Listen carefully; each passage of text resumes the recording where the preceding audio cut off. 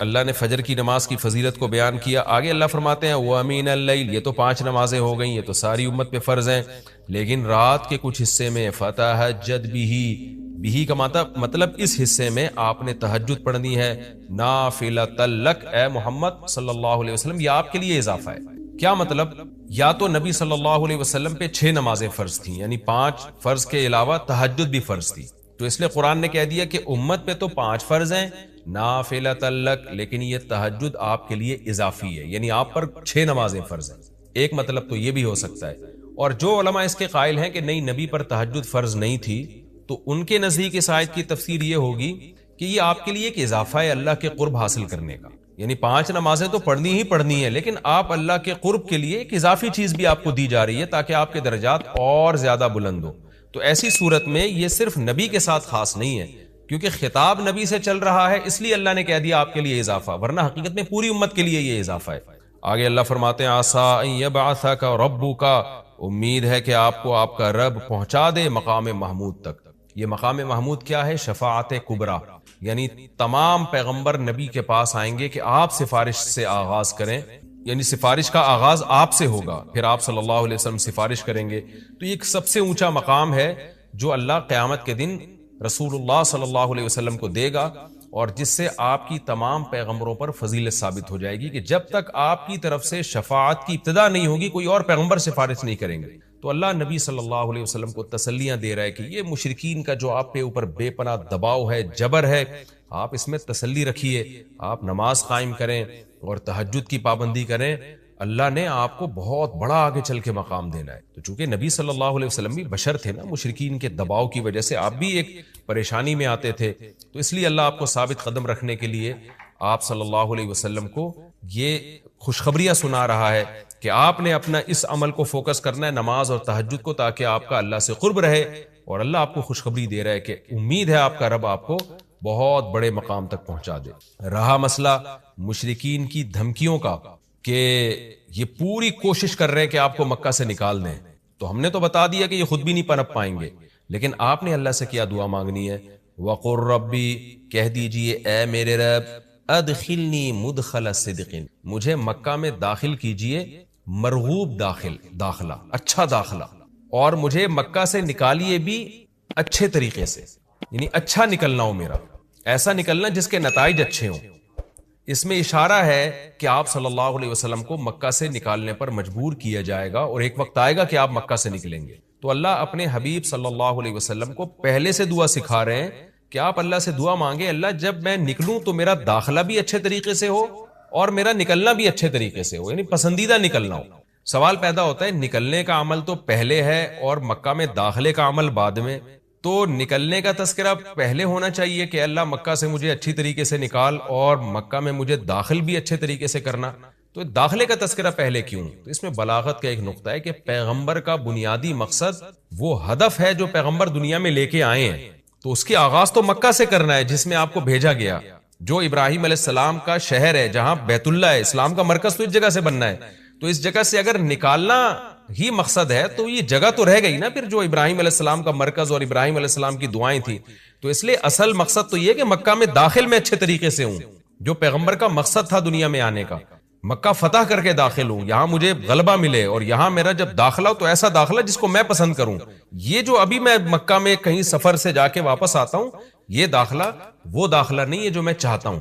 تو چونکہ مکہ سے نکلنا مقصد نہیں ہے، نکالا اس لیے جا رہا ہے تاکہ داخلہ ایک طاقت کے ساتھ ہو اور اچھے طریقے سے داخلہ ہو، اس لیے اس داخلے کا تذکرہ پہلے کیا جا رہا ہے. ہاں وہ داخلہ اس وقت تک ممکن نہیں ہے جب تک مکہ سے ایک دفعہ آپ کا خروج نہ ہو، تاکہ مدینہ میں ریاست بنے اور آپ 10,000 کا لشکر لے کر فاتحانہ انداز سے مکہ میں داخل ہوں، اور جس مقصد کے لیے اللہ نے آپ کو بھیجا تھا وہ مقصد پورا ہو.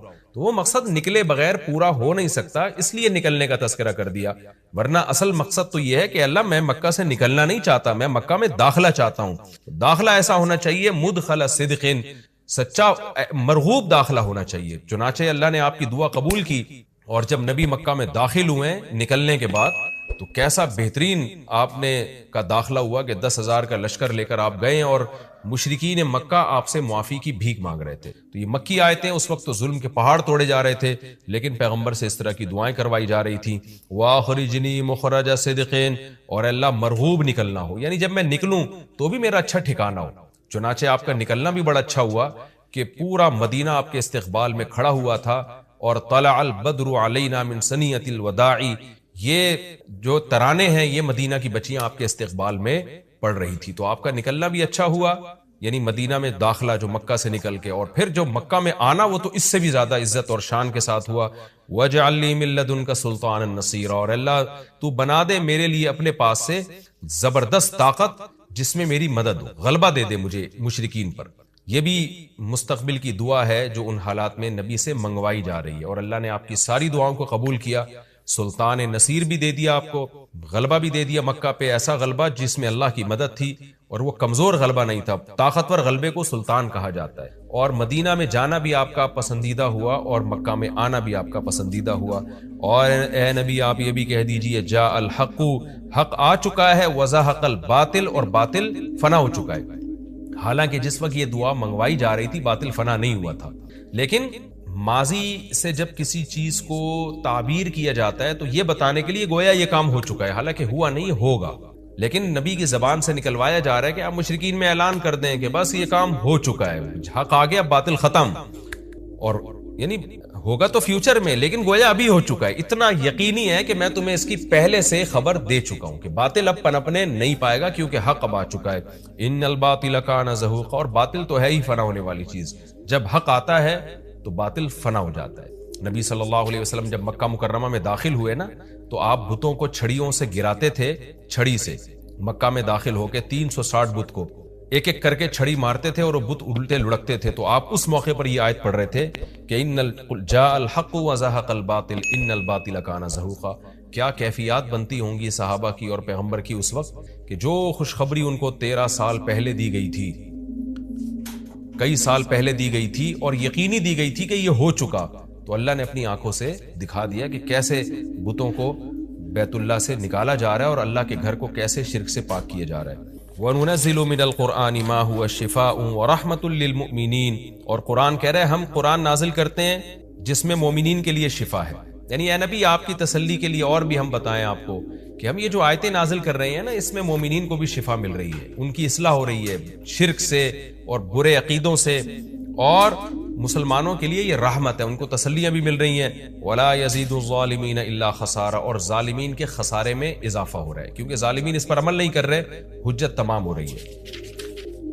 وَإِذَا نَمْنَا عَلَى الْإِنسَانِ أَعْرَضَ وَنَأَىٰ بِجَانِبِهِ، قرآن کہتے ہیں ہم جب انسان پر احسان کرتے ہیں تو وہ اعراض کرتا ہے اور اپنے پہلو کو ہٹا دیتا ہے. نعمت ملنے کے بعد بجائے اللہ کے قریب ہونے کے اللہ سے دور ہوتا ہے. وَإِذَا مَسَّهُ الشَّرُّ، اور جب انسان کو کوئی مصیبت پہنچتی ہے كَانَ يَئُوسًا، تو مایوس ہونے لگتا ہے. یعنی انسان کے بارے میں شکایت کی جا رہی ہے کہ اس کا اللہ پر ایمان نہیں ہے. پیغمبر کا مقصد ہے اللہ سے جوڑنا. تو یہ جو مشرکین ہیں جو اللہ کو نہیں مانتے، یہ خوشیوں میں بھی اللہ کو بھولتے ہیں اور غم میں بھی اللہ کو بھولتے ہیں، اسباب کو دیکھتے ہیں. لہٰذا جب اسباب کو آپ دیکھتے ہو اور پریشانی آتی ہے تو اسباب بتا رہے ہوتے ہیں پریشانی دور نہیں ہو سکتی، تو مایوس ہونے لگتے ہیں، ڈپریشن میں جاتے ہیں. اور جب خوشی آتی ہے تو اپنا کمال سمجھتے ہیں، لہذا اترانے لگتے ہیں اور خدا سے دور ہو جاتے ہیں. تو اے نبی ان سے کہہ دیجئے کل یعمل علی شاکلتہ، ہر شخص اپنی نیچر کے مطابق عمل کر رہا ہے. اچھے لوگ کیا کرتے ہیں کہ جب انہیں خوشی ملتی ہے تو شکر ادا کرتے ہیں، اور غم آتا ہے تو مایوس نہیں ہوتے، ان کو پتہ ہے غم اللہ دور کر سکتا ہے. فَرَبُّكُمْ أَعْلَمُ، تمہارا رب خوب جانتا ہے بِمَنْ هُوَ أَهْدَىٰ سَبِيلًا، کون ان دونوں فریقوں میں سیدھے راستے پر چل رہا ہے. جو غموں میں مایوس ہو اور خوشیوں میں اترانے لگے، خدا سے دور ہو جائے، وہ گمراہی والے راستے پر ہے. اور جو خوشیوں میں اللہ کے قریب آئے، شکر ادا کرے، اور غموں میں بھی اللہ کے قریب آئے کہ غم کو اللہ ہی دور کر سکتا ہے، مایوس نہ ہو، یہ سیدھے راستے پر ہے. اللہ خوب جانتا ہے کون سیدھے راستے پر ہے، یعنی اس میں اللہ نے اشارہ دے دیا کہ یہ لوگ سیدھے راستے پر ہے، تو ہمیں ایسا بننا چاہیے. یہ ہمارا رکوع کمپلیٹ. اللہ فرماتے ہیں کہ جو لوگ ڈپریشن کا شکار ہو جاتے ہیں، جلد بازی میں فیصلے جلد بازی میں کرتے ہیں، ان میں تدبر نہیں ہے، غور و فکر نہیں ہے، تو لیکن کچھ علامتیں اپنے اندر پیدا کر لو تو تمہارے اندر سے جلد بازی، جس جلد بازی کے نتیجے میں ڈپریشن ہوتی ہے، خودکشی کے خیالات آتے ہیں، یعنی زندگی سکون کی گزرے گی تمہاری. اس کے لیے چند کام کرنے پڑیں گے. نمبر 1 نماز کی مکمل پابندی. آپ یقین کر لو جتنا ڈپریشن سے نماز بچاتی ہے نا کوئی چیز نہیں بچاتی. اسٹریس اور ڈپریشن کی 20 گولیاں ایک طرف, جس کا نماز میں دل لگ گیا نا بس اس کی زندگی مزے کی بن جاتی ہے. اور نماز میں دل نہ لگ رہا ہو نا کئی رکعتیں پڑھو ہمت کر کے, اصول بنا لو جس کام میں دل نہیں لگتا نا وہ کام کرنا شروع کر دو, دل لگے گا اور پھر ڈبل لگنا شروع ہو جاتا ہے. میں بہت سی مثالیں دیتا ہوں نا, دوڑا نہیں جاتا چلنا شروع کرو, چلا نہیں جاتا ہلکا ہلکا چلو, اپنے نفس پہ بوجھ ڈالو. دیکھو یہ ٹینشن سے بچنا ایسی چیز ہے جو ٹینشن سے دور بھاگتا ہے نا ٹینشن اس کے پیچھے آتی ہے, اور جو ٹینشنیں پالتا ہے وہ ہمیشہ ٹینشن فری زندگی گزارتا ہے. وہ ٹینشن ہے جو جائز ٹینشن ہے, جو صحت کے لیے مفید ٹینشن ہے, ان کی بات کر رہا ہوں میں. تو جو لوگ آپ نے دیکھا ہوگا محنتی ہوتے ہیں, سارا دن کام کاج میں مشغول رہتے ہیں, وہ خوش ہوتے ہیں, ہے یا نہیں؟ گھروں میں جو 2 طرح کی خواتین ہوتی ہیں, ایک پھوڑ, نہ کام نہ کاج, کچن گندا پڑا ہوا ہے, واش روم پیمپر بچے کے اتارے یوں پھینک دیے. آپ دیکھنا ان خواتین کی طبیعت میں چڑچڑاپن بہت ہوتا ہے, جھنجھلانا. ذرا سے کوئی نصیحت کرو آگے سے جھنجھلا کے جواب میں, ہر وقت ایسا لگتا ہے وہ توے پہ بیٹھی ہوئی ہے, خود بھی ٹینشن اور دوسرے کو بھی ٹینشن. لیکن آپ نے دیکھا گھروں میں جو خواتین بہت محنتی ہوتی ہیں, بچوں کی کیئر, شوہر کی مرضی کا خیال, گھر کو صاف ستھرا رکھنا ہر وقت, وہ خوش ہوتی ہیں. مردوں میں بھی ایسا ہی ہے. جتنے لڑکے آپ کے پوستی ہیں گھر کے اندر پڑے ہوئے کچھ نہیں کر رہے, ایسا لگے گا جیسے وہ توے پہ بیٹھے ہوئے ہیں. باپ کوئی نصیحت کرتا ہے ایک دم کیا ہو جاتے ہیں, وہ ہائپر ہو جاتے ہیں. آپ لوگوں نے خود بھی نوٹ کی ہے نا یہ بات. وجہ کیا ہے کہ جو آدمی کام کاج کی ٹینشن نہیں لیتا نا تو اللہ اس کو اسٹریس میں ڈال دیتے ہیں. جو محنت کے کام نہیں کرتا اسٹریس میں ڈال دیتے ہیں اس کو, ہر وقت ٹینشن ہے, چڑچڑاپن پیدا ہوتا ہے. اور جو محنتی ہوتے ہیں صبح اٹھے ٹھک ٹھک ٹھک اپنے کام نمٹائے. میں اپنا بتا دوں, جس دن میں کوئی ٹاسک پوری کرتا ہوں کہ مجھے خیال ہوتا ہے آج میں نے یہ کام نمٹانا ہے تو وہ نمٹا دیتا ہوں. خدا کی قسم ایسا سکون ملتا ہے نا کہ بیان نہیں کیا جا سکتا. آپ بھی کر کے دیکھ لو, آپ ایک اسکیجول بناؤ کہ آج دن میں نے یہ سارے کام کرنے اور مغرب تک میں ان کاموں سے فارغ ہو جاؤں گا. دیکھو آپ کام کرنے کے بعد جب فراغت ہوگی آپ کو ایسا سکون ملے گا کہ آپ کو سکون کے لیے کسی ٹیبلٹ کی ضرورت نہیں رہے گی. تو آج کل ڈپریشن اور اسٹریس کی جو بیماریاں پھیل رہی ہیں اس کی ایک بہت بڑی وجہ بیکاری. بس ہر آدمی چاہتا ہے میں لائف کو انجوائے کروں, یوں کر کے بیٹھا رہوں, انجوائے کروں, پھر ٹک ٹاک دیکھتا رہے گا اور گھماتا رہے گا, دیکھ یہ والا دیکھ لیا, یہ والا دیکھ لیا, ہوتے لاشعوری طور پر وہ آپ کے دماغ کو اندر سے ڈیمیج کر رہا ہے, آپ کو پتا بھی نہیں ہوتا. اس میں سیاسی خبریں آ رہی ہیں, کوئی دوسرے کو گالی, وہ اس کو گالی, وہ فلانا ایسا, وہ ڈمکانا ایسا, کارٹون بنا کے سیاسی لیڈروں کے مذاق. آپ کو پتا نہیں ہوتا کہ یہ چیز آہستہ آہستہ آپ کے دماغ کو کیا کر رہی ہے, ہلکا ہلکا ڈیمیج. تو نماز انسان کے نا کا شیڈول بنا دیتی ہے. ہم نے جتنے بڑے لوگوں کو دیکھا ہے وہ کیا کر رہے ہوتے ہیں, وہ اپنے ٹائمنگ کیسے فکس کرتے ہیں. کافر کیسے کرتا ہے, 8 بجے یہ کرنا ہے, 9 بجے یہ, 10 بجے یہ, شام 4 بجے یہ. نمازی کیا کرتا ہے, فجر کے بعد کی یہ روٹین, فجر سے پہلے کی یہ روٹین, ظہر کے بعد کی, بولو نا یار, یہ روٹین, عصر کے بعد کی یہ روٹین, عصر سے پہلے کی یہ روٹین, مغرب کے بعد کی. اور یہ جو نمازوں کے ٹائم ہے نا, کمال کی بات پتہ ہے کیا ہے, یہ نیچرل ہے, گھڑی نیچرل نہیں ہے. نہیں آئی بات. سورج جب نکلتا اور غروب ہوتا ہے نا تو فطری طور پر انسان کی باڈی کے اندر تبدیلیاں آ رہی ہوتی ہیں, فطری طور پر. تو اسلام چونکہ دین فطرت ہے نا تو اس نے اوقات بھی کیسے رکھے ہیں, نیچر کے حساب سے رکھے ہیں. تو نمازوں کے حساب سے اپنے آپ کو فٹ کرو گے زیادہ سکون رہے گا, کیونکہ دن کی روشنی میں انسان کا مزاج الگ طریقے سے کام کر رہا ہوتا ہے, رات کے اندھیرے میں الگ طریقے سے ہوتا ہے. تو اللہ نے کیا فرمایا کہ الا المصلین الذین هم علی صلاتهم دائمون, یہ لوگ نمازوں میں پابندی کرتے ہیں. تو آج سے عزم کرو کسی قیمت پہ بھی نماز انشاءاللہ ضائع نہیں کریں گے. اور سب سے زیادہ سکون اللہ نے فجر کی نماز میں رکھا ہے. تھوڑی سی ٹینشن ہے بھائی اٹھا لو, لیکن پڑھ کے جب سلام پھیرو گے نا آپ کو لگے گا یار آج تو ہٹو بچو ہو گیا. ہمارے ایک دوست تھے, نمازی تھے لیکن اڑاتے بھی بہت تھے نماز, ہے نا. اب وہ بہت پرانی بات ہے, 15-20 سال پرانی بات, بالکل ینگ تھے تو نائٹ فال بھی ہو جاتا ہے جوان آدمی کو. ایک دن کیا ہوا, میں نے ان کو بولا بھائی آپ کو سفر میں حضر میں کہیں بھی یہ ہونا, آپ نے غسل کر کے نماز پڑھنی ہے. وہ جاب کرتے تھے کسی کمپنی میں, انہوں نے کہا یار ادھر میں رات کو سوؤں اور نائٹ فال ہو جائے, کون غسل کرے گا, کیا ہے بھائی بڑی ٹینشن ہے یار. میں نے کہا یہ عزم کر لو کچھ بھی ہو آپ نے غسل کر کے نماز بولو پڑھنا, کچھ بھی ہو جائے. پانی کا انتظام کیسے کرنا یہ آپ کا ہیڈک ہے, کرنا ہے. تو اللہ انہیں جزائے خیر دے, انہوں نے ہماری وصیت پر عمل کیا. ایک دن پھر انہوں نے ہمیں بتایا کہ سردیاں تھیں, غسل فرض ہو گیا, صبح پریشان ہوں, کہاں سے پانی لے کر آیا, کہیں جنگل ونگل میں ہو گیا, کوئی پروجیکٹ ہوتا ہے نا, پانی لایا, اور پھر کس طریقے سے میں نے بڑی ٹینشن میں سردی میں غسل کیا. کہتے ہیں خدا کی قسم اس کے بعد جو نماز پڑھی ہے, ان کے الفاظ ہیں, اتنا لطف اور اتنا مزہ آیا کہ اب میں آگے کہہ رہا ہوں ہٹو بچوں ہو گیا. یہ ہٹو بچوں ان کے نہیں تھے, یہ میرے الفاظ. اتنا مزہ آیا. تو انسان ٹینشن اٹھا کے جو کام کرتا ہے, لطف اور مزہ بولو اسی میں ہے. چھٹی والے دن جب مزہ آتا ہے جب ورکنگ ڈیز کے بعد چھٹی آئے. روزانہ ہی اگر چھٹیاں ہوں تو مزہ آئے گا. ابے دیکھو سنڈے کو لوگوں کی چھٹی ہوتی ہے, ہم لوگ مدرسے میں تو جمعے کو ہوتی ہے. سنڈے کی چھٹی کا مزہ جب ہے جب منڈے کی چھٹی نہ ہو, اور ٹیوزڈے کی بھی نہ ہو, وینسڈے کی بھی نہ ہو, تھرسڈے کی بھی نہ ہو, فرائیڈے کی بھی نہ ہو, تب جا کے سنڈے کی چھٹی کا مزہ آتا ہے. لیکن اگر ہر دن سنڈے ہے تو پھر کوئی بھی دن سنڈے نہیں ہے. نہیں آئی نا, یہی تو مسئلہ ہے. تو کچھ کرنے کے بعد جب چھٹی ہوتی ہے تو مزہ ہوتا ہے. چھٹی چل رہی ہے, پاگل ہو جائے گا آدمی. ہمیں یاد ہے پورے سال میں نا مدرسے میں ہماری 2 مہینے کی چھٹیاں ہوتی تھیں, اب بھی 2 مہینے کی ہوتی ہیں, لیکن طالب علمی کے دور میں تو بہت ٹف لائف تھی ہماری. پورا ہفتہ مدرسے میں رہنا پڑتا تھا ہمیں. ہم لوگ جمعرات کو عصر کی نماز کے بعد نکلتے تھے, چھٹی ہوتی تھی جمعرات کو. عصر کے بعد 1.5 سے 2 گھنٹے میں گھر پہنچے, رات ہو گئی. 1 ہفتے بعد پہنچے, اور اگلے دن عصر ہم نے مدرسے میں پڑھنی ہوتی تھی. چند گھنٹے کی چھٹی. یہ روٹین جب پورے سال ہوگی تو جب 2 مہینے کی چھٹیاں آنے والی ہوں گی تو خوشی سے کیا عالم ہوگا, کیا عالم ہوگا نا خوشی سے. تو ایسی خوشی ہوتی تھی یار, ابھی 2 مہینے تک بالکل ہی ویلے ہونے والے ہم. اتنی خوشی ہوتی تھی کہ 1 مہینہ پہلے سے خوشی میں نیند اڑ جاتی تھی کہ چھٹی آنے والی. لیکن اس روٹین کے بعد, لیکن اگر یہ روٹین کے بعد وہ 2 مہینے کی چھٹی نہ آتی بلکہ چھٹی کے بعد چھٹی آتی تو سوائے اسٹریس اور ڈپریشن کے کچھ بھی حاصل بولو نہیں ہوتا. یہ میں پوری تقریر آپ کو سمجھانے کے لیے کر رہا ہوں کہ اپنے آپ کو پریشانیوں میں, یعنی ورک کی ٹینشن میں, کاموں کی ٹینشنوں میں ڈالو گے تو سکون ملے گا, اور اگر صرف سکون کی خاطر فارغ رہنا سیکھو گے تو سکون نہیں ملے گا آپ کو. سکون ہمیشہ کام کے لوگوں کو ملتا ہے, خوش رہتے ہیں, بھاگتے دوڑتے لوگ ہمیشہ خوش رہتے ہیں.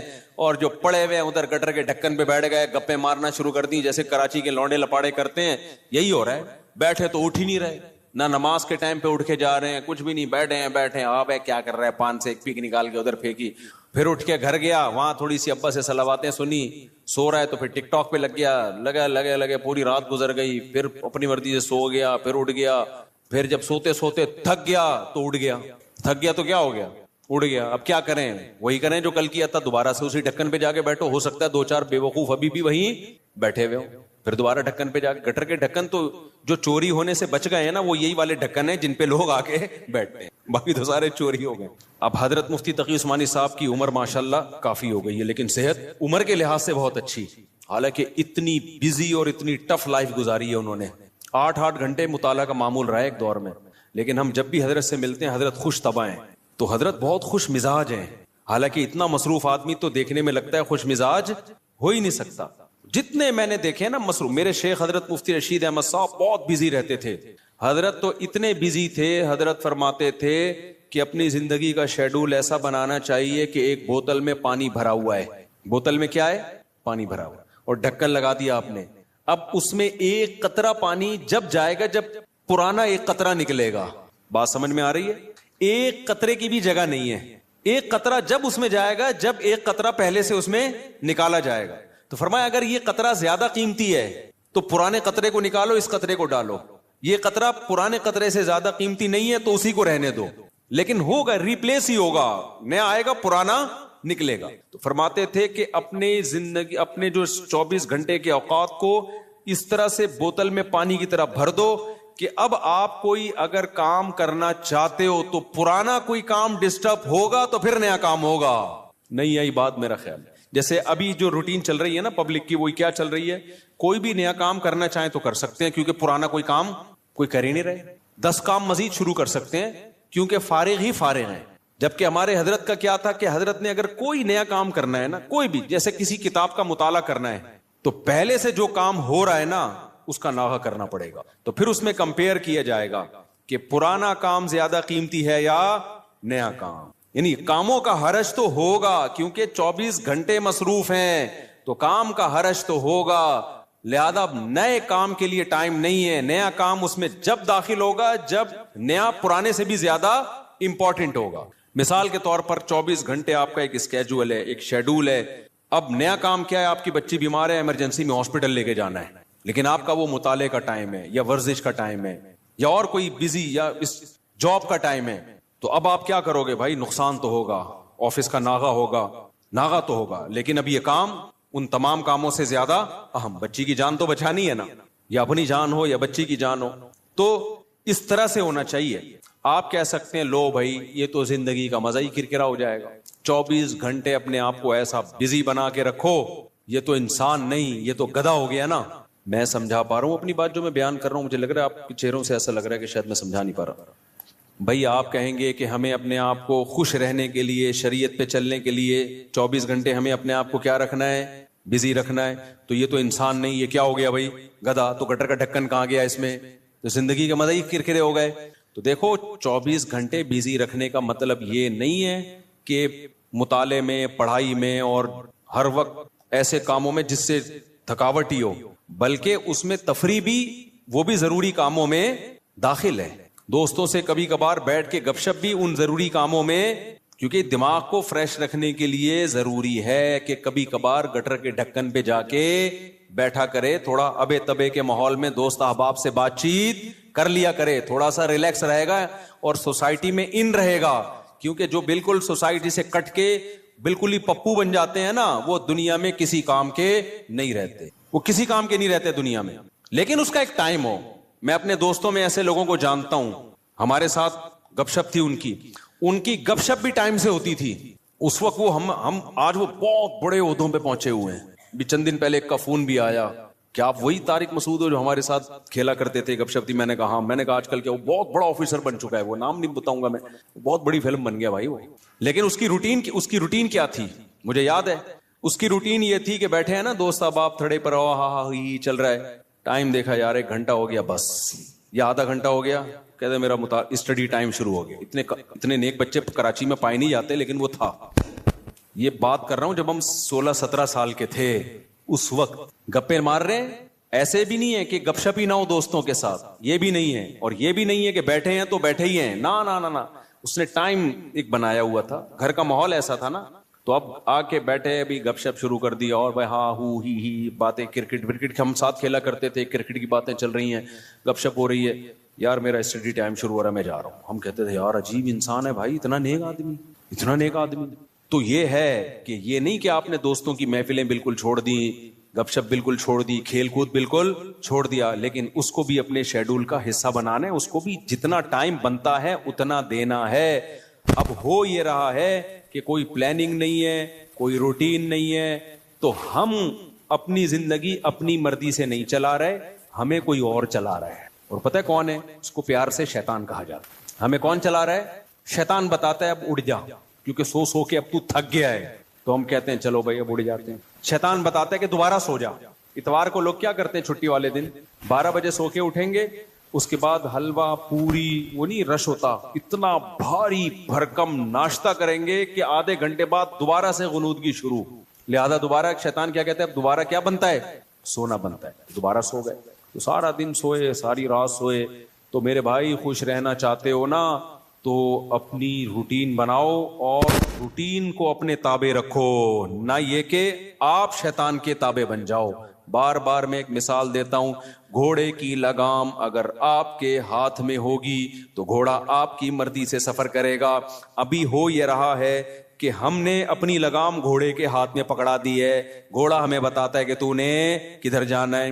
بڑے لوگوں کی ایک بڑی زبردست بات ہے کہ اگر آپ کی زندگی گزارنے کی اپنی کوئی پلاننگ نہیں ہوگی تو آپ کسی دوسرے کی پلاننگ کا حصہ بن جاؤ. دیکھو یہ چرسی ہیروئنچی ہے نا, ان کی اپنی کوئی پلاننگ نہیں ہوتی زندگی گزارنے کی, یہ ہوتی ہے. اگر انہوں نے پلاننگ سے اوقات طے کیے ہوتے کہ ہم نے یہ کرنا ہے, صبح اٹھ کے یہ کرنا ہے, دوپہر یہ کرنا ہے, شام کو یہ کرنا ہے, اپنی پلاننگ ہوتی تو چرس پیتے ہی ہے. کیا ہو گیا بھائی بولو نا, نہیں پیتے نا. اپنی کوئی پلاننگ نہیں تھی, ایم ہی اٹھ کے ایک دن نکلے, ایک دوست نے چرس پکڑائی. تو اب یہ کس کی پلاننگ کا حصہ بن گئے؟ چرس اور ہیروئن کے جو اسمگلر ہے نا, ان کی پلاننگ تھی ہم نے پیسہ کمانا ہے, تو وہ کروڑ پتی بن گئے کیونکہ ان کی کوئی پلاننگ نہیں تھی. تو یہ لوگ ان کی پلاننگ کا حصہ بن کے انہوں نے اپنا بیڑا غرق کر دیا, ان کو ارب پتی بنا دیا. ہر دفعہ ایسا ہی ہوتا ہے. آپ کی اپنی پلاننگ نہیں ہے کہ میں نے کتنی دیر فیس بک پہ بیٹھنا ہے, کتنی دیر یوٹیوب پہ بیٹھنا ہے, بس آپ نے بیٹھ گئے تو کوئی پلاننگ نہیں ہے, تو آپ دیکھتے جا رہے ہو, دماغ آپ کا خراب ہو رہا ہے. یہ اس نے اس کو گالی دی, اس نے 80 لیٹر کا کارٹون بنا دیا. اپنی کوئی پلاننگ نہیں ہے کہ میں نے دیکھنا کون سا چینل ہے, کتنی دیر دیکھنا ہے, معلوماتی چینل دیکھنا ہے, ادھر ادھر دائیں بائیں چیزیں میں نے نہیں دیکھنی. نیوز بھی ایک حد تک دیکھنی ہے, بس اتنی کافی ہے ہمارے لیے آج کی تاریخ میں. یہ تھوڑی کہ نیوز ہی سنتے چلے جاؤ. کیا تحقیق کرنی آج میں نے, اگر نہیں ہے نا تو آپ دیکھتے چلے جاؤ گے. اور جو یوٹیوبرز یا فیس بکیے یا ٹک ٹاکرز ہیں, ان کی پلاننگ تھی کہ ہم نے ویوز بڑھا کے پیسہ کمانا ہے, تو آپ جیسے بے وقوف ان کی پلاننگ کا حصہ, آپ کا نقصان, اور وہ کروڑ پتی بن رہے ہیں. نہیں آئی بات, میرا خیال ہے دیکھو یوٹیوبرز ویورز کے لیے کیا کرتے ہیں.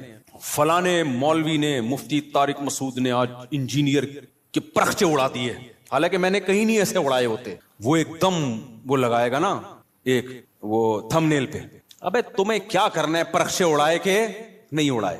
تمہیں کسی مسئلے کی تحقیق کرنی ہے, کسی خاص مسئلے کی, تو تم اس مسئلے کو دیکھو. یار مفتی طارق مسعود نے اس مسئلے, طلاق کے مسئلے کی تحقیق کرنی ہے یا اور کوئی مسئلہ, یار اس پہ میں سرچ کر رہا ہوں, مجھے ضرورت ہے, یا یہ کاروبار حلال ہے یا نہیں ہے, میں ڈراپ شپنگ کرتا ہوں, اب ڈراپ شپنگ ہے حلال, چلو مفتی طارق مسعود ڈراپ شپنگ لکھ کے سرچ کرو. یہ آپ کی پلاننگ ہوگی, اس میں آپ کو فائدہ ہوگا. لیکن ہو کیا رہا ہے, یوٹیوبر اٹریکٹ کرنے کے لیے تھم نیل پہ عنوان لگائے گا مفتی طارق مسعود دوبارہ جہلم. کل ایسا ہی ہوا, میرے سامنے آتا ہے, میں نہیں دیکھتا کہ یار میں, حالانکہ میں دیکھ سکتا ہوں نا کہ کیا کہا ہے بھائی اس نے. کل ایک میرے سامنے سے ویڈیو گزری, اس پہ لکھا مفتی طارق مسعود دوبارہ جہلم پہنچ گئے. میں کراچی میں بیٹھ کے دیکھ رہا ہوں, میرا بھی دل چاہ رہا تھا نا میں کلک کروں, کیا خیال ہے یار میرے بارے میں جھوٹ کیوں بولا, کیا بولا, لیکن میں نہیں کیا کلک. میں نے کہا وہ بے وقوف ہے, ہم تھوڑی بے وقوف ہیں بھائی, ہمیں پتا ہے جھوٹ ہے. جھوٹ آگے ہو سکتا ہے اندر جو مضمون ہو وہ یہ ہو کہ جانا چاہ رہے تھے لیکن نہیں گئے, ہو سکتا ہے یہ لکھا ہوا اس نے, یہ لکھا ہوا ہو, لیکن سچ لکھا ہے جھوٹ لکھا ہے, میں کیا کروں گا, میرا تو ٹائم ویسٹ ہوگا نا, میں کام کی چیز دیکھوں نا. لیکن میں نے ویوز دیکھے, پبلک کا رجحان دیکھنے کے لیے کہ پتہ نہیں کتنے ویوز آئے ہوئے تھے اس پہ, اور جا کے لے کے کمنٹس میں گالیاں دی ہوں گی لوگوں نے کہ بھائی کیا کر رہا ہے, جھوٹ کیوں بول رہا ہے. لیکن آپ کی جب اپنی کوئی پلاننگ نہیں ہوتی تو آپ دوسروں کی پلاننگ کا حصہ بن جاتے. اب یوٹیوبر کی پلاننگ تھی ویورز کے ذریعے پیسے کمانے, اس کو پتا ہے ایسا عنوان لگائیں گے تو دھڑ ویوز آئیں گے, آپ کا ٹائم ویسٹ ہو رہا ہے. آپ نے جب دیکھا پہنچے تو ہیں نہیں, ٹھیک ہے نا, ایسی جھوٹ بولا ہوا اس نے, اس کے پیسے بن رہے ہیں اور آپ کا ٹائم ویسٹ, اور آپ ڈپریشن میں, پھر زبان گندی کر کے گالیاں کمنٹس میں الگ. تو ان تمام چیزوں کا آپ کو کچھ بھی حاصل نہیں ہوا, اس لیے کہ آپ کی پہلے سے کوئی پلاننگ تھی نہیں کہ کیا چیز دیکھنے کی ہے اور کیا چیز دیکھنے کی نہیں. آپ کی تھی نہیں, بس آپ نے جا کے. تو اصول یاد رکھو, آپ کی اپنا لائف اسٹائل نہیں ہوگا تو آپ ہمیشہ دوسرے کے لائف کا حصہ بن جاؤ, اس کی ترقی کا حصہ بن جاؤ گے. کیونکہ دیکھو شیطان ہر وقت پلاننگ میں لگا ہوا ہے. یا تو ہوتا نا شیطان بھی پلاننگ نہ کر رہا ہوتا, ہم بھی پلاننگ نہ کرتے, تو نہ ہمیں کوئی نقصان ہوتا, نہ شیطان کو کوئی فائدہ ہوتا, نہ ہمیں فائدہ ہوتا نہ نقصان ہوتا. لیکن ہو یہ رہا ہے کہ ہم اگر پلاننگ نہیں کرتے تو ہماری پلاننگ کون کر دیتا ہے, شیطان. وہ اس نے بنا کے بیٹھا ہوتا ہے, فارغ ترین آدمی ہے تو اس کو اب اس کام میں لگاؤ, ٹھیک ہے نا. تو یہ بہت اہم بات ہے. تو اپنے جو لائف اسٹائل کو چینج کریں, ان میں اس کی معمولات کی ابتدا کہاں سے ہوگی, نماز سے. سمجھتے ہوگے نہیں سمجھتے, ابتدا کہاں سے ہوگی یار, سب سے پہلے کیا کرنا ہے, نماز ٹھیک کرنی. اب شیطان دوسرا حملہ کرے گا آپ کے اوپر, کیونکہ شیطان سے بڑی فلم اس کائنات میں پیدا نہیں ہوئی ہے. شیطان کہے گا ٹھیک ہے پہلے نماز تو شروع کر لے, پھر باقی چیزیں چرس بعد میں چھوڑ دینا. اور یہ جو گٹر کے ڈھکن پر پوری رات بیٹھا رہتا ہے, یا انٹرنیٹ پر 6 گھنٹے بیٹھا رہتا ہے, ہر وقت ٹک ٹاک پہ بیٹھا رہتا ہے, یہ اگلے اسٹیپ میں. پہلے نماز, تو نہ نماز صحیح ہوگی نہ اگلا اسٹیپ شروع ہوگا. یہ ایسا ہی ہے جیسے ہم کہتے تھے ہفتے کے دن سے ہم پڑھائی شروع کریں گے, 1 جنوری, اگلے سال کی 1 جنوری سے. وہ 1 جنوری کبھی آتی ہے, یا 1 محرم کبھی آتا ہے, وہ کبھی بھی نہیں آئے گا. جب جنوری آئے گی نا, آپ بولو کہ اسلامی سال سے کروں نا, 1 محرم سے کروں گا, میں مسلمان ہوں, میں انگریز تھوڑی ہوں. نہ وہ 1 محرم کبھی آئے گا نہ وہ 1 جنوری. حافظوں کو نا پہلا پارا بہت پکا یاد ہوتا ہے, پتہ ہے کیوں؟ حافظوں کو جوش اٹھتا ہے, یار کچا ہوتا جا رہا ہے, اب دوبارہ سے یاد کرو. تو پہلے پارے سے شروع کرتے ہیں, اس کے بعد جوش ٹھنڈا ہو جاتا ہے, پھر بھولنا شروع کر دیتے ہیں, پھر ناغے کرتے ہیں, پھر کئی دنوں کے بعد خیال ہوتا ہے یار قرآن بھولتا جا رہا ہوں, دوبارہ شروع کرو, پھر پہلا پارا. تو پہلا پکا ہو جاتا ہے, باقی سارا ایسے کہ ایسے ہی رہے. تو اس لیے پلاننگ میں یہ ہو کہ سب سے پہلے نماز کو مضبوط کرنا ہے, لیکن یہ نہ ہو کہ جب تک نماز ٹھیک نہیں ہوگی باقی چیزیں ٹھیک نہیں ہیں. سب چیزوں کو ایک ساتھ ٹھیک کرنا ہے, سمجھ رہے ہو؟ جس نے یہ کیا نا پہلے یہ پھر وہ, تو نہ یہ ہوگا اور نہ وہ ہوگا. اور ہر کام میں ایکسیلنسی پیدا کرنے کی کوشش تو کرنا ہے, لیکن اگر نہ ہو تو اس کام کو چھوڑنا نہیں ہے, گرتے پڑتے کرنا ہے.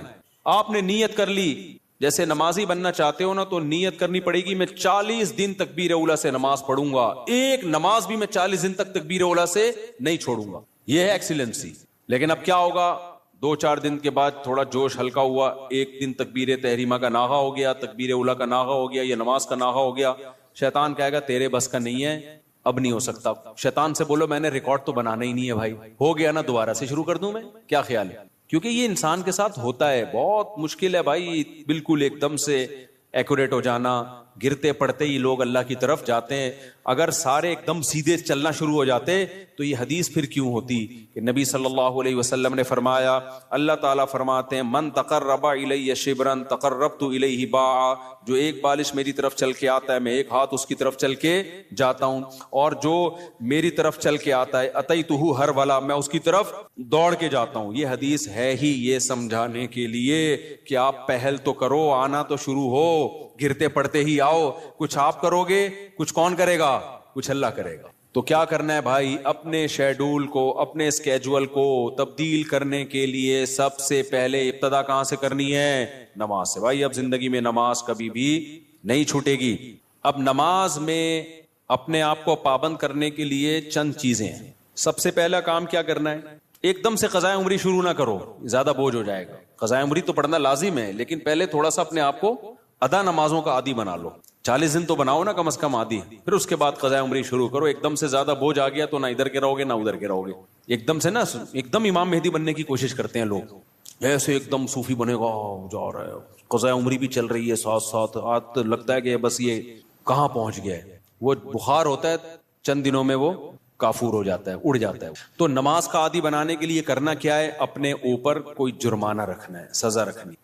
بھائی مجھ سے اگر فجر کی نماز چھوٹ گئی تو اس دن ناشتہ بولو نہیں کرو. ناشتہ اسی دن ہوگا جس دن فجر کی نماز ہوگی. سزا دو اپنے آپ کو. حکیم اختر صاحب رحمہ اللہ تعالی فرمایا کرتے تھے, یہ کتنی بڑی بے غیرتی ہے کہ اللہ نے کہا تھا نماز پڑھو فجر کی, آپ اللہ کا حکم آپ سے اتنا سا پورا نہیں ہوا اور صبح پراٹھے کھانے کے لیے ناشتے پہ بیٹھ جاتے. کتنی بڑی بے غیرتی ہے نا, کہ اللہ کی نعمتوں سے تو پھوڑنے کے لیے آ جاتے ہیں, بس جو اللہ نے کام لگایا وہ ہو نہیں رہا. تو غیرت کا تقاضا بھی ہے, فجر گئی تو ناشتہ بھی گیا. اے اللہ اب ہمارے منہ سے تو نوالا اترے گا نہیں. کتنا مزہ آتا ہے صبح ناشتہ کرنے میں نا, آپ کو نہیں آتا, مجھے تو بہت آتا ہے. خیر کتنا لطف ملتا ہے جب بھوک لگ رہی ہو اور انسان مزے کا ناشتہ کرے. تو یہ اللہ ہم سے کام بہت کم لیتا ہے, نعمتیں ہمیں بہت زیادہ دیتا ہے, اور اس فجر پڑھنے میں بھی ہمارا ہی فائدہ ہے, سکون ہمیں ہی مل رہا ہے, صحت بھی اچھی ہوتی ہے, جلدی اٹھنے میں آکسیجن ملتی ہے. اور صبح کی جو دھوپ ہے نا, یہ جو ٹھنڈی دھوپ ہوتی ہے صبح کی, سرخ دھوپ, یہ وائٹامن ڈی بہت تیزی سے بڑھاتی ہے باڈی میں لگے. دھوپ ویسے بھی وٹامن ڈی بڑھاتی ہے چاہے دوپہر کی دھوپ ہی ہو, لیکن جب سورج سرخ ہوتا ہے یہ والی دھوپ بہت زیادہ آپ کی باڈی کو مضبوط کرتی ہے, ہڈیوں کو مضبوط کرتی ہے. تو ہمارا ہی فائدہ اس میں. تو اپنے آپ کو نماز کا پابند بنانے کے لیے کیا کرنا ہے بھائی, فجر چھوٹ گئی ناشتہ گیا, ظہر چھوٹ گئی تو کچھ پیسے رکھ لو. ہر آدمی اپنے حساب سے پیسے رکھے کہ اتنے پیسے میں. اب میں یہ نہیں کہوں گا کہ ظہر چھوٹ گئی تو لنچ بھی گیا, کیونکہ سزا اتنی دے انسان جتنی افورڈ کر پائے, ورنہ ہوگا یہ کہ آپ نہ سزا پہ عمل کرو گے نہ نماز. بہت زیادہ سزا دینا بھی ٹھیک نہیں ہے. اب مثال کے طور پر آپ نے کہا کہ فجر گئی تو میں اپنی گردن ہی اڑا دوں گا, تو کون اڑائے گا بھائی؟ خام خب وہ بات کرو نا جو پاسبل ہے. یا فجر ہو گئی تو اپنے آپ کو سگریٹ, فجر گئی تو سگریٹ سے جلاؤں گا اپنے آپ کو, تو سزا اتنی جو افورڈ. یا فجر گئی تو 10 لاکھ روپے صدقہ کروں گا, ایسا نہیں ہوتا. نہ 10 لاکھ صدقہ کرے گا بھائی, اتنا نیک ہوتا تو پڑھ ہی نہ لیتا. تو سزا اتنی ہونی چاہیے جو اتنی ہلکی بھی نہ ہو کہ کوئی تکلیف ہی نہ ہو, اور اتنی بھاری بھی نہ ہو کہ سزا ہی نہ دی جا سکے. وہ ہر آدمی خود فیصلہ کرے اپنے بارے میں. تو اور نبی صلی اللہ علیہ وسلم نے ارشاد فرمایا, دیکھو اسلام میں جتنی فضیلت نماز کی ہے کسی حکم کی اتنی فضیلت نہیں ہے. آپ صلی اللہ علیہ وسلم نے فرمایا, دیکھو قیامت کے دن جب اللہ کا دربار لگے گا, ہم دنیا میں جب کوئی بڑی مجلس ہوتی ہے تو ایسی محفل میں جہاں کوئی حاکم وزیر اعظم آیا ہوا ہو, ہر ایک کی کوشش ہوتی ہے آگے. ڈاکٹر ذاکر نائک کا جب پروگرام, کتنے لوگ یار ہمیں آگے سیٹ مل جائے, ہمیں آگے سیٹ مل جائے. تو یہ تو کچھ بھی نہیں ہے بھائی. اصل تو وہ دربار ہوگا جو اللہ کا لے گا قیامت کے دن. تو اس میں جس کو آگے سیٹ ملے گی نا, حقیقت میں وہ واقعی فخر کرے گا. تو نبی صلی اللہ علیہ وسلم نے فرمایا اس دن آگے کا ٹکٹ کس کو ملے گا. حدیث کا مفہوم بیان کر رہا ہوں کہ نمازوں میں جو سب سے آگے ہوا کرتے تھے, اگلی صف میں ہوا کرتے تھے, کیونکہ اللہ کا ایک دربار دنیا میں لگتا ہے جس میں اللہ نظر نہیں آتا ہمیں, بس ایمان لائے ہیں بھائی اللہ کا دربار ہے, تو وہ غیب ہے. تو اس میں جو آگے آگے ہوگا, تو جب سچی مچی کا دربار لگے گا جس میں اللہ موجود ہوگا, تو نبی صلی اللہ علیہ وسلم نے فرمایا جو صف میں سب سے آگے ہوتے تھے قیامت کے دن بھی وہ اللہ کے ہاں سب سے آگے ہوں گے, اور جو صفوں میں جتنا پیچھے ہوتے تھے قیامت کے دن بھی وہ صفوں میں اتنا پیچھے ہوں گے. کچھ لوگوں کی عادت ہوتی ہے ایک رکعت نکالنا فرض ہے. ہمارے محلے میں ایک صاحب ہوا کرتے تھے, فجر میں لازمی ایک رکعت نکلتی تھی ان کی. اچھا فجر 5 بجے ہو رہی ہے تو وہ 5:05 پہ آ رہے ہیں. ہم ان سے کہتے تھے یار ایک رکعت کیوں نکالتے ہو, تھوڑا 2 منٹ پہلے آ جاؤ. کہتے یار اصل میں رات کو نیند پوری نہیں ہوتی. پھر جب نماز 5:15 پہ ہوئی تو بھی ایک رکعت نکل رہی ہے. یہ ایک بیماری ہے, میں آپ کو بتا رہا ہوں بھائی. اب تو 15 منٹ زیادہ مل گئے نا, تو زیادہ مل کے ان کی نیند اسی حساب سے آگے جا رہی ہے. حتیٰ کہ سردیوں میں جب 6:45 پہ نماز ہو رہی ہے پھر بھی ایک رکعت نکل رہی ہے.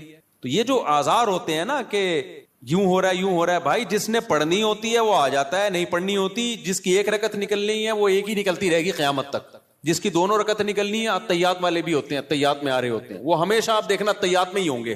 اور کچھ ایسے ہوتے ہیں جماعت ہی پوری نکلتی ہے ان کی, وہ ہمیشہ سلام پھیرنے کے بعد تشریف لا رہے ہوں گے, بولے گا ابے یار یہ کیا ہوا. تو اور کچھ ایسے ہیں جنہوں نے پڑھنی نہیں ہے.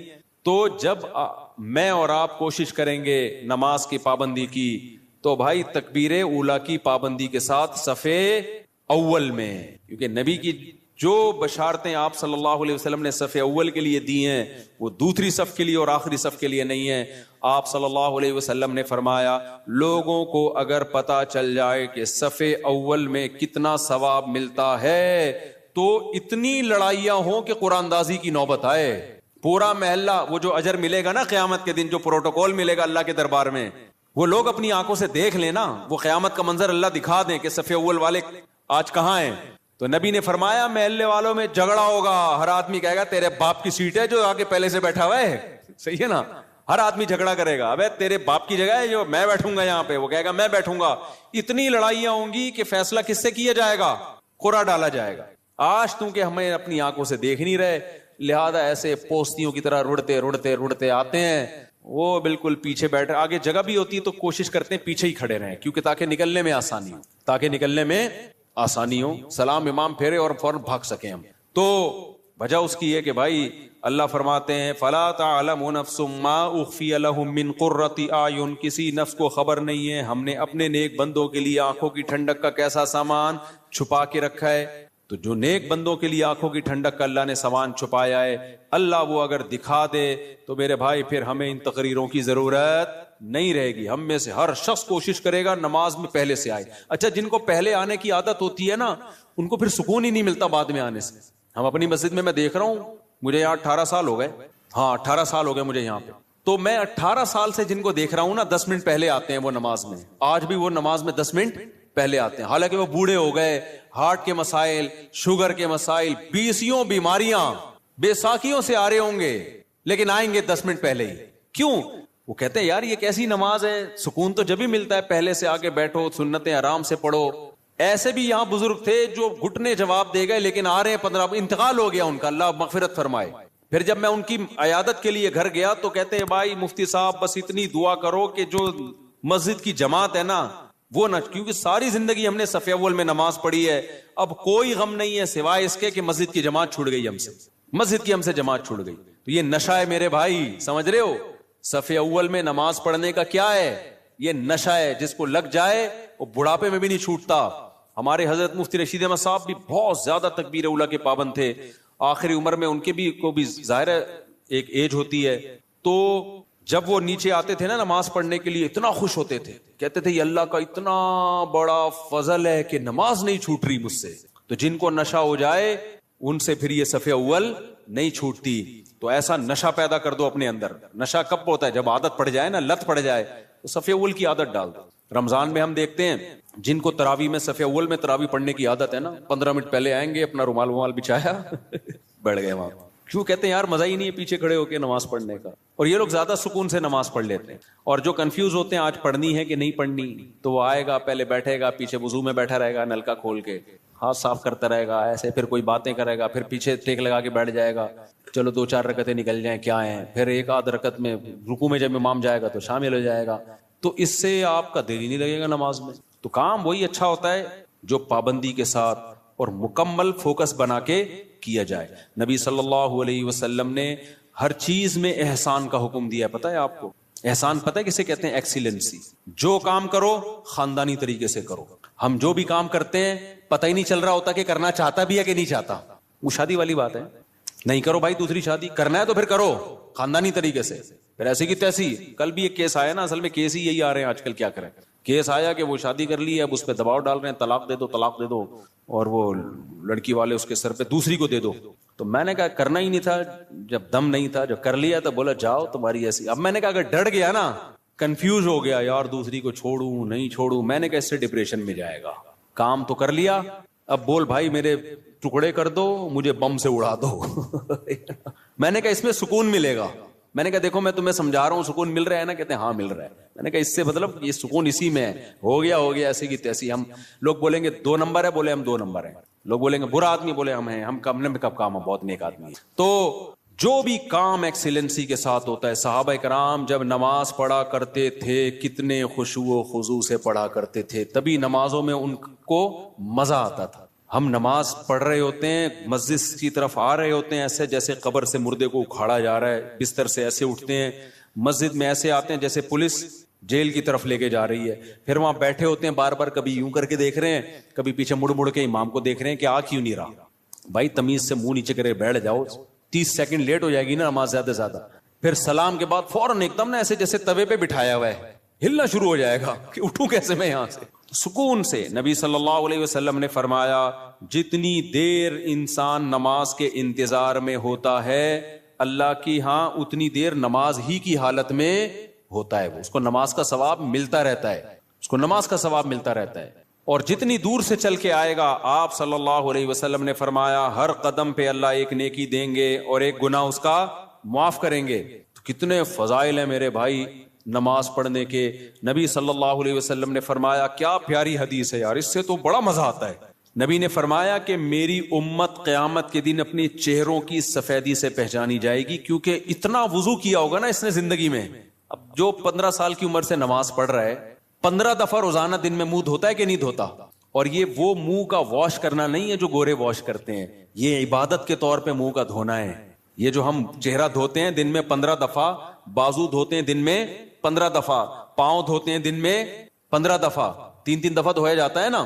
تو یہ صرف واشنگ نہیں ہے کہ سروس ہو رہی ہے آپ کی، یہ دھونا بطور عادت ہے یا عبادت کے طور پر ہے؟ بتاؤ. یہ عبادت کے طور پہ دھویا جا رہا ہے، منہ اللہ نے حکم دیا. تو آپ سوچو جس نے 40 سال 50 سال اللہ کے حکم پہ دن میں 15 دفعہ منہ دھویا ہوگا، تو کیا اس کے چہرے پہ کوئی ایسی علامت نہیں ہوگی جس سے پتا چل جائے کہ اس کا چہرہ دوسرے چہروں سے بہت پاکیزہ ہے؟ کیونکہ اس بار بار منہ دھونے سے جو منہ کے گناہ ہیں، بازوؤں کے گناہ ہیں، پاؤں کے گناہ ہیں، وہ دھل رہے ہیں، ان میں روحانیت پیدا ہو رہی ہے، نورانیت پیدا ہو رہی ہے.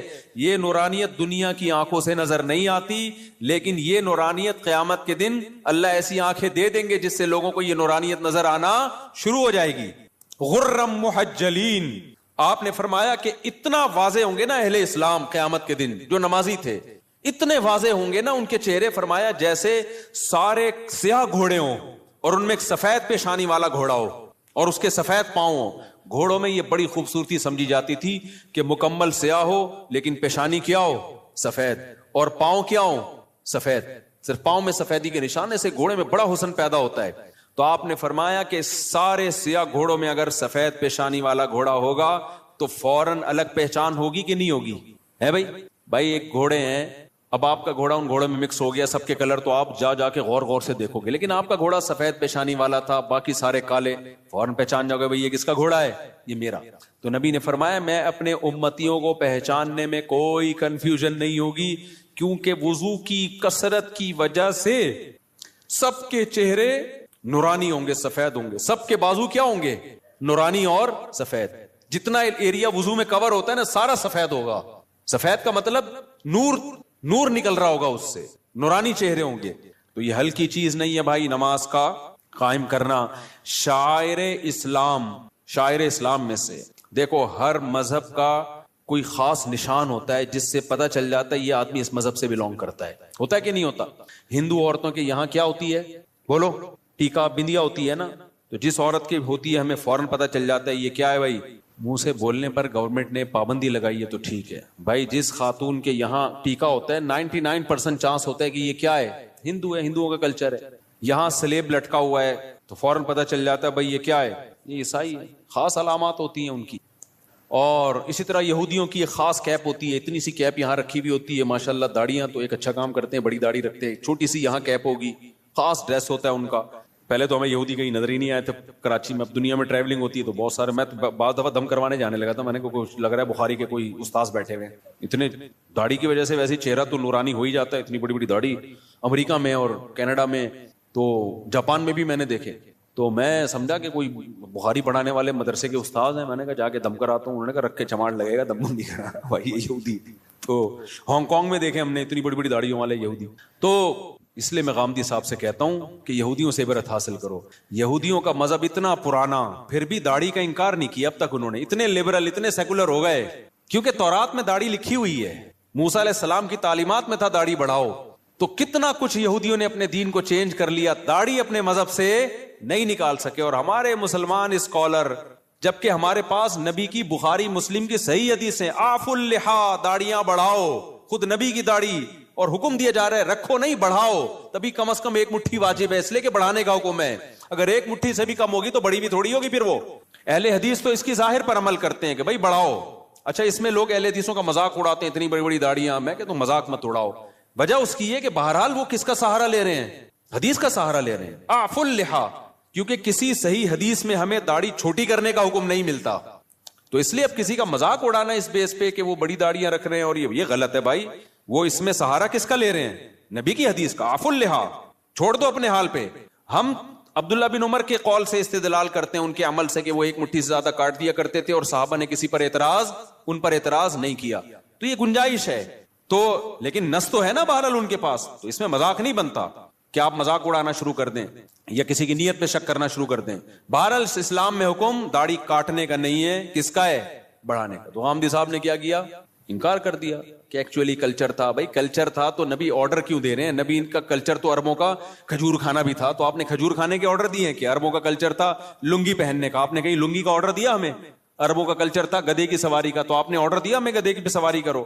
بھائی بطور مذہب اور بطور دین کے داڑھی بڑھانے کا آپ نے حکم دیا ہے, کیونکہ آپ نے فرمایا 10 چیزیں پیغمبروں کی فطرت ہیں. تو فطرت کی مخالفت تغییر خلق اللہ کہلاتی ہے. ان میں داڑھی بڑھانا, مونچھیں گھٹانا, بغلوں کے بال صاف کرنا. تو کیا بغلوں کے بال صاف کرنا آپشنل ہے کیا؟ کرو نہ کرو آپ کی مرضی. نہ کاٹنے پڑیں گے آپ کو. ناخن کاٹنا, یہ سب ایک ہی حدیث کا حصہ ہیں. تو جیسے ناخن کاٹنا واجب ہے, آپشنل نہیں ہے, بغلوں کے بال صاف کرنا اس حدیث کی روشنی میں واجب ہے, آپشنل نہیں ہے. بول دو نا, مجھے شک ہونے لگتا ہے کہ بڑھائی بھی ہوں گی. زیر ناف بال صاف کرنا واجب ہے, آپشنل نہیں ہے. تو اسی حدیث میں بھائی داڑھی بڑھانے کا حکم دیا جا رہا ہے, تو وہ کیسے آپشنل ہو گیا؟ اس کا کلچر, نبی کلچر بیان کرنے کے لیے تھوڑی آئے ہیں. نبی کیا بیان کرنے کے لیے آئے ہیں؟ حدیث, اللہ کا حکم بیان کرنے کے لیے آئے ہیں. تو جب تک اس کے خلاف کوئی دلیل نہ ہو, اس کو اللہ کا آرڈر اور اللہ کا حکم ہی سمجھا جائے گا. تو یہودیوں نے اپنے مذہب سے داڑھی نہیں نکالی, تو یہ مذہب کا آرڈر. سکھوں سے عبرت حاصل کرو. جب میں کینیڈا کے ایئرپورٹ پہ اترا ہوں, مجھے اتنی بڑی بڑی داڑھیوں والے سردار نظر آئے. حالانکہ ایئرپورٹ پہ وہ جاب کر رہے ہیں, کوئی مینیجر ہے, کوئی پائلٹ ہے, داڑھی سب نے رکھی. 99 جو میرا تجزیہ غلط بھی ہو سکتا ہے, کیونکہ ہو سکتا ہے جنہوں نے داڑھی کاٹی ہوئی مجھے پتہ ہی نہ چل رہا ہو کہ یہ سکھ ہے یا کچھ اور, انہوں نے رکھی ہوئی ہے. وہ اپنے مذہب کو نہیں چھوڑتے. شرم سے ڈوب مرنے کا مقام ہے میرے بھائی. پھر ہم لوگ کے لیے کیا خیال ہے؟ اور غامدی صاحب نے تو انکار ہی کر دیا. تو ہمارے تو پیغمبر دیکھو, یوسف علیہ السلام سے زیادہ کوئی خوبصورت تھا, لیکن آپ کی بھی کیا تھی؟ داڑھی. اور جمال میں سب سے زیادہ جمال اللہ نے, حسن الگ چیز ہے, جمال الگ چیز. حسن میں سب سے بڑا درجہ یوسف علیہ السلام کا, لیکن جمال جو حسن کے سے اوپر کی چیز ہے, وہ جمال سب سے زیادہ اس کائنات میں نبی صلی اللہ علیہ وسلم کو اللہ نے دیا ہے. اور یہ حدیث سے ثابت ہے. لیکن آپ صلی اللہ علیہ وسلم کی بھی داڑھی تھی. اس لیے میں غامدی صاحب اور ان کے فالوور سے کہتا ہوں کہ آپ سے نہیں رکھی جا رہی, آپ توبہ استغفار کر لو, لیکن انکار مت کرو بھائی. آپ تحریف دین جو ہے یہ زیادہ بڑا جرم ہے, تو اور ہمت کر کے رکھ لو. کیا جا رہا ہے یار. خیر, تو کہاں سے کہاں بات چلی گئی, کیا بات کر رہا تھا میں. ہاں, میں کہہ رہا تھا اسلام کے شعائر ہوتے ہیں نا, جیسے ہندوؤں کا ایک خاص شعار ہے, سکھوں کا ایک خاص شعار ہے, داڑھی ہوتی ہے, پگڑی ہوتی ہے, یہ ان کا شعار ہے. عیسائیوں کا سلیب ہے. تو مسلمانوں کا شعار کیا ہے؟ مسلمانوں کا شعار کوئی خاص لباس نہیں ہے. شاعر اسلام میں سب سے بڑی چیز ہے نماز, کہ 5 ٹائم مسلمان مسجد میں حاضری دیتا ہے. یہ دنیا میں کوئی مذہب اپنے عبادت گاہوں میں 5 ٹائم حاضری دیتا ہے. ہندو ہفتے میں 1 بار, باقی انہوں نے چھوٹے چھوٹے بھگوان گھر میں ہی رکھے ہوئے ہیں, صحیح ہے نا, وہ ان کی روزانہ عبادت کریں, صبح شام کریں, یہ ان کا ہیڈک ہے. لیکن واحد ایک اسلام مذہب ہے جو آپ کو عبادت خانے میں کتنی دفعہ بلاتا ہے؟ 5 بار. تو مسلمان اپنی روٹین میں 5 ٹائم, تو یہ 5 ٹائم ایسی چیز ہے عبادت جو چھپنے والی نہیں ہے. آپ کسی غیر مسلم کے ساتھ رہو گے, اس کو 1-2 دن میں پتا چل جائے گا بھائی ان کے تو 5 ٹائم اوقات ہیں, یہ تو ہر تھوڑی دیر کے بعد ان کو نماز کے لیے جانا ہوتا ہے. تو یہ شاعر ہے, اس سے پتا چلے گا کہ آپ مسلمان ہو یا کافر ہو. صحابہ کے دور میں اسی سے پتا چلتا تھا. دیکھو نبی صلی اللہ علیہ وسلم نے جب دعوت دی نا عرب کے قبائل کو, تو بہت سے قبائل مسلمان ہو گئے, بہت سے مسلمان نہیں ہوئے. تو پھر آپ نے جہاد شروع کیا. تو حدیث میں آتا ہے, کیونکہ کوئی معاہدہ تو تھا نہیں نا, جنگ تھی, تو آپ صلی اللہ علیہ وسلم لشکر لے کے جاتے, اس علاقے کے قریب پڑاؤ ڈالتے کہ ابھی ہم نے اس پہ حملہ کرنا ہے. تو دیکھتے کہ فجر کی اذان کی آواز آتی ہے کہ نہیں آتی. اگر فجر کی اذان کی آواز آئی, اس کا مطلب یہ کیا ہے؟ مسلمان ہے, چھوڑ دو. اذان کی آواز نہیں آئی, بھائی یہ اسلام قبول ہی نہیں کیا. تو اذان اور نماز, یہی وجہ ہے کہ صحابی رسول کہتے ہیں کہ نبی کے دور میں نا بدترین سے بدترین منافق, جس کا سب کو پتا ہوتا تھا کہ یہ کمبخت اندر سے کافر ہے, صرف فیور لینے کے لیے مسلمان ہے, کمبخت وہ بھی جماعت کی نماز میں آتا تھا.